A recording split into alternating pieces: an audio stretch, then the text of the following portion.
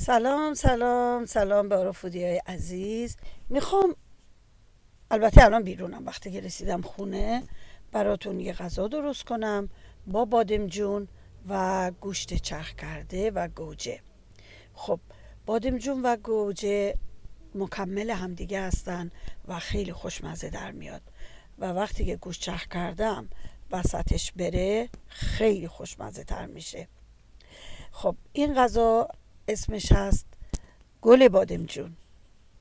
دیگه تصور کنیم بادمجون غذای محبوب ایرانیا، وقتی که اسم گلم روش بیاد، گل بادمجون، چی از آب در میاد.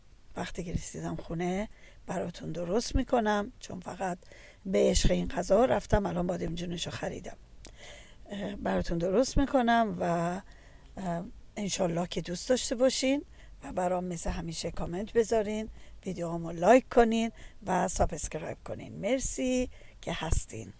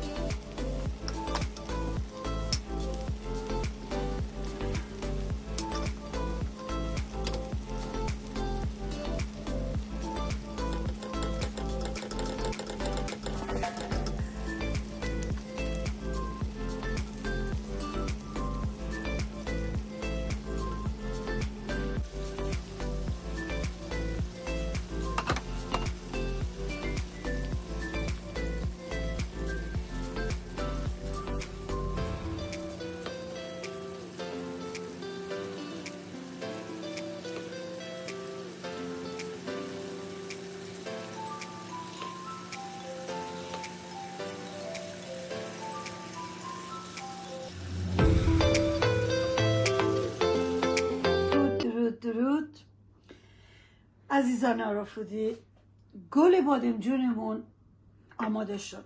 یه لحظه من اگه اینو بلند کنم شما شاید بهتر این گل رو ببینید. بادمجونا این مدل که من درست کردم کاملا پخته و نرم و گوشتاشم پخته، فقط مونده که من بخورمش. خب ظاهرا که خیلی خوش عطر و بوه و اونایی که بادمجون دوستن حتما این غذا رو دوست خواهند داشت و اینکه خیلی ظاهرش آدم فکر میکنه چیز عجیب و غریبی و چقدر سخته، ولی در واقع همینجوری که دیدین خیلی درست کردنش راحت بود و چند تا تکنیک داشت. فقط اون چند تا تکنیک رو که انجام بدین دیگه هیچ کاری نداره. گوشت هم توش پخته، نرم و لطیف، بادمجونو هم که به همین راحتی داره جدا میشه. و اگه این غذا رو دوست داشتین و به کارتون اومد، به هر حال خوشحال میشم که ویدیوهامو لایک کنین، کامنت بذارین و از همه مهمتر که سابسکرایبشون کنید. مرسی. اگه درست کردین نوش جونتون.